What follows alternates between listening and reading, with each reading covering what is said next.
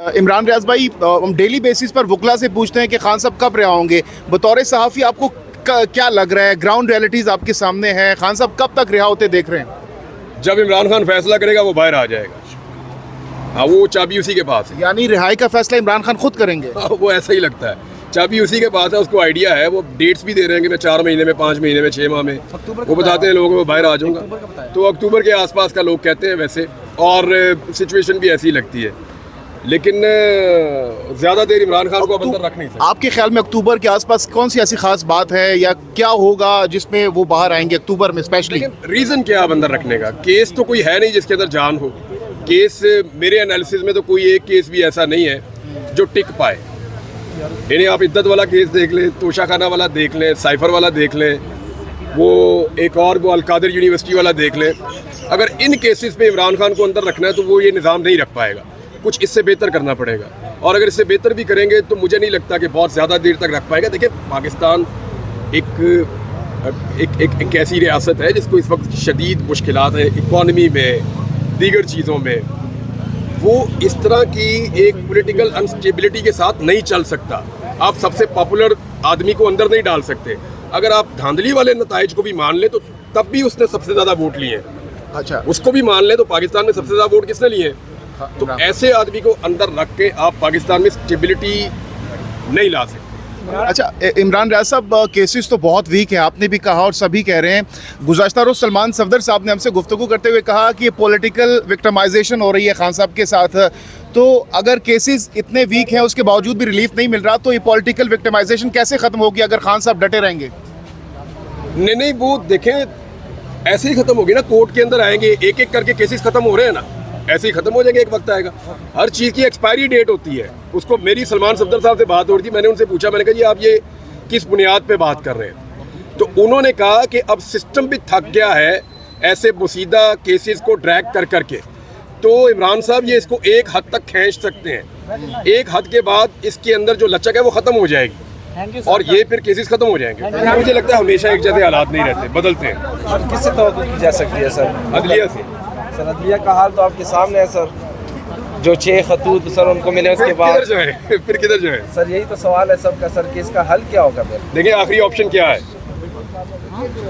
आप बताएं ना, क्या है? सर हम आपको फॉलो करेंगे सर, आप बताएंगे। कोर्ट ही है ना, ऐसा ही है सर। उसी के बाहर खड़े। सर कोर्ट के अंदर जाके भी सर होता तो कुछ भी नहीं है सर। इधर आने का सर कुछ मकसद तो बनता नहीं है। देखिए, मैं आपके सामने खड़ा हूँ, मेरे ऊपर लगभग 3 दर्जन FIR हुई हैं, लगभग इतनी हुई हैं। मैं आपके सामने बाहर हूँ ना, जी सर। कोर्ट्स की वजह से बाहर। यानी परेशानी है, ज़रूर आती है, लेकिन उम्मीद नहीं छोड़नी चाहिए। अभी हुकूमत का क्या मुस्तकबिल देख रहे हैं इमरान रियाज साहब? जो शहबाज शरीफ की हुकूमत है, इसका क्या मुस्तकबिल है तब तक? यार ये तो अब सारों को ही पता है, हर बंदा ही बता रहा है। क्या हुकूमत वाले खुद बता रहे हैं।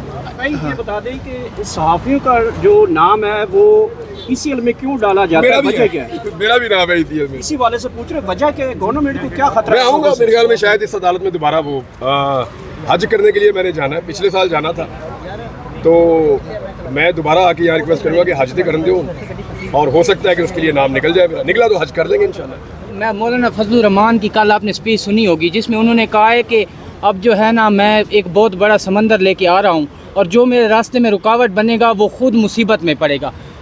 इस जो मौलाना साहब का ये बयान है, क्या वाकई हुकूमत गिरने जा रही है? मौलाना साहब कुछ देखिए, मैं मौलाना साहब का जो स्टेटमेंट है ना, मैंने उसको सुना रात को डिटेल में निकाल के। उनकी तकरीर बहुत अच्छी है मौलाना साहब की, लेकिन उनकी तकरीर अगर मगर के साथ है, अगर आप गौर से सुने तो वो क्लैरिटी के साथ नहीं है। मौलाना फजलुर रहमान साहब ने अभी भी एक रूम रखा हुआ है। वो कभी भी मौलाना फजलुर रहमान साहब वो इस तरह की सियासत नहीं करते कि वो बिल्कुल ब्लैक एंड वाइट में चले जाएं। वो ग्रे एरियाज़ के अंदर रहते हैं, और रवायती पॉलिटिकल पार्टीज़ के लिए वो एक गुंजाइश हमेशा रखेंगे।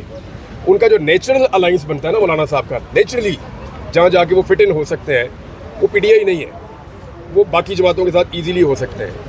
तो देखें अब वो स्ट्रेटजी बनाते क्या हैं, इसमें वो क्या गेन कर पाते हैं। बहरहाल हमेशा मौलाना फजलुर रहमान ने जब भी कोई मूव की है तो उन्होंने अपने लिए कुछ पॉलिटिकल अच्छा गेन किया अपने लिए, अपनी पार्टी के लिए। देखते हैं कि वो यहाँ पे अपने लिए गेन करते हैं या अपने मुल्क के लिए करते हैं। मुझे खान साहब की तरफ से हिदायत है कि मैं नरम ज़बान इस्तेमाल करूँ, इसलिए 8 माह पहले की ज़बान में इस्तेमाल नहीं कर रहा, लेकिन खुदारा जो फैसला साज हैं वो सोचें कि ये उनका मुल्क है, उनकी इज़्ज़त उनकी तौक़ीर इस मुल्क से वाबस्ता है, और जिस मुल्क के अंदर अदालत का निज़ाम कंप्रोमाइज़ हो जाए वो मुल्क नहीं चल सकता। स्वाति साहब ये बताइए, जिस सहाफ़ी का आपने नाम लिया कि वो जानबाज थे, वो खड़े थे, तो आप ही की हुकूमत में उनको अगवा किया गया था, उस पर तशद्दुद हुआ था, वो केस अभी भी पड़ा है, तब भी कुछ नहीं हुआ था, आज आप लोगों को वो बड़े अच्छे लग रहे। कहीं PTI का बयानिया हुकूमत में या इस्टेब्लिशमेंट के साथ डील के बाद चेंज तो नहीं हो जाएगा? आटे में नमक के बराबर है जो कुछ उस वक्त सहाफ़ियों के साथ हुआ था, बिल्कुल हुआ था। उसकी उस वक्त भी मजम्मत की थी और आज भी मजम्मत करते हैं, लेकिन आज जो कुछ हो रहा है, कभी किसी सहाफ़ी के कपड़े नहीं निकले थे जनाब अली, किसी पार्लियामेंटेरियन के कपड़े नहीं निकले थे, किसी वकील के कपड़े नहीं निकले थे। आज आपका मुल्क जिस तरफ चल पड़ा है उसको संभालने की कोशिश करें, और मीडिया का बहुत बड़ा किरदार है। अल्लाह ताला ने हिम्मत दी है, हमने तारीख़ के अवराक से सबक सीखना है।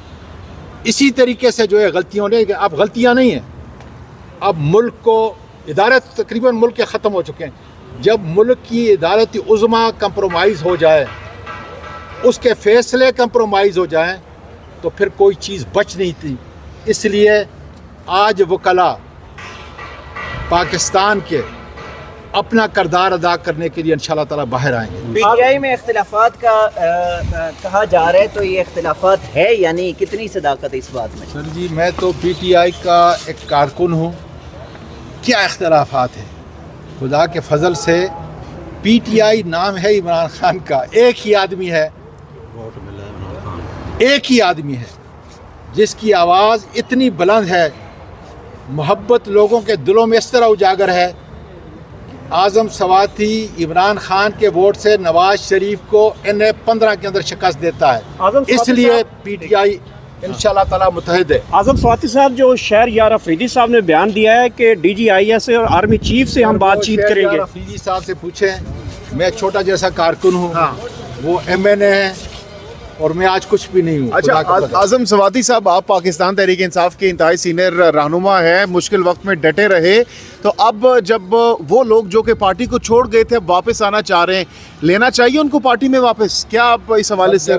ज़ाहिर है कि पार्टी का तंजीमी मामलात इमरान खान इंशाल्लाह बताएगा।